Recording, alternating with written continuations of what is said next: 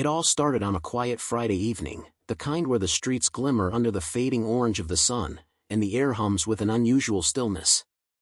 I had returned home after a long week, expecting nothing more than the usual hum of domestic life, dinner simmering on the stove, the faint sound of the television in the living room, and her laughter echoing from somewhere near the kitchen. But when I opened the door, the scene that met me was nothing I could have anticipated, nothing I could have prepared for. There she was, standing in the center of the living room, a man's hand firmly clasped in hers, her eyes sparkling not with the warmth I once knew, but with the cold certainty of betrayal. "I'm leaving you for a real man," she declared, her voice ringing like a bell in the empty house, every word a blade aimed straight at my chest. My heart sank, but my mind refused to break, clinging to the rational hope that perhaps, somehow, this was a mistake, a fleeting whim of her unstable emotions. The man beside her, tall, confident, the kind of presence that could intimidate a lesser soul, smiled as if he owned the world, as if my life was nothing more than a backdrop to his arrival. And in that moment, as the words lingered in the air, I felt a strange calm settle over me, a quiet storm brewing in the depths of my chest, ready to be unleashed. For weeks after that night, life became a calculated rhythm of observation and restraint. She expected tears, outrage, perhaps even begging, but I gave her none of that. Instead, I watched, patiently, as she moved on with her new life, flaunting it with a shameless pride that only made my resolve stronger.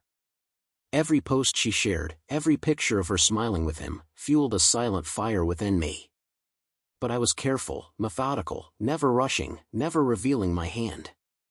I rebuilt myself quietly, reconnecting with old friends, investing in projects I had long neglected, and cultivating an air of unbothered confidence that even she could not ignore. Meanwhile, cracks began to form in her newfound paradise. The man she had chosen, her real man, was nothing like he had seemed.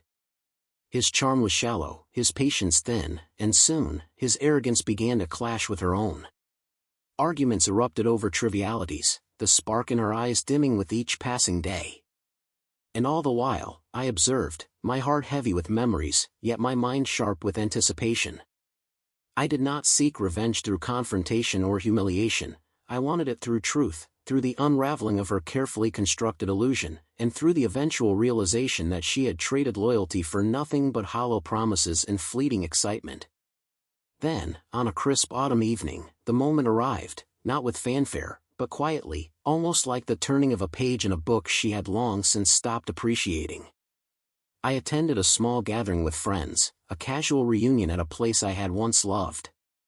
And there she was, seated across the room, the same arrogance still clinging to her posture, the man she thought was her ideal dangling on her arm like a trophy. But the sparkle had gone, replaced by frustration, disappointment, and the faint trace of regret. Their arguments had become public whispers, his charm had cracked, revealing the selfish, insecure man beneath.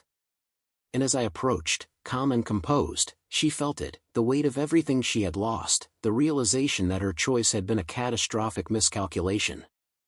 I did not need to say a word.